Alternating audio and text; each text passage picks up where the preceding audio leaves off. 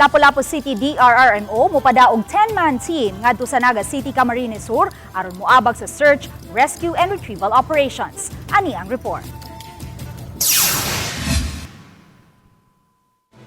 Karong adlaw na mularga paingon sa Naga City, Camarines Sur ang 10-man team sa Lapu-Lapu City nga langkuban sa siyam ka mga personnel sa DRRMO ug usa ka doktor. Dala nila ang nagkadayang mga ekipo nga magamit sa search, rescue and retrieval operations. Kagabi gihimo ang send-off ceremony uban ni Mayor Junard Ahongchan.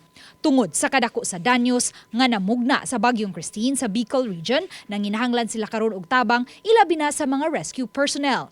Matud ni Bañacia, crisis manager sa Lapu-Lapu City, gipadugangan usab niya ang accident insurance sa mga sakop sa naasoing team nga i-deploy sa Naga City. Yang amo plano unta nga atong among 3-man team nga naa na dito sa Sorsogon, mag-meet up na lang sila so that we will have a complete 10-man team.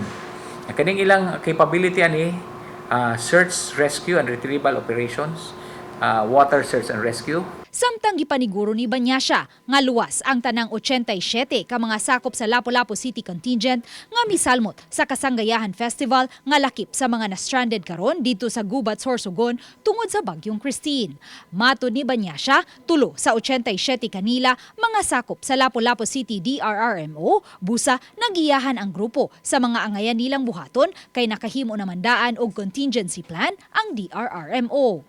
Na-manage silang situation, everybody, we're happy to tell everyone, labi na sa mga pamilya, sa mga upunganon, ng mga dancers o mga propsmen nga naa pa sa Sorsogon, ang inyong mga anak naa sa maayong kahimtang. Uban ni Marlon Melgazo o Rod Prado, Lou and Merondina, Balitang Bisdak.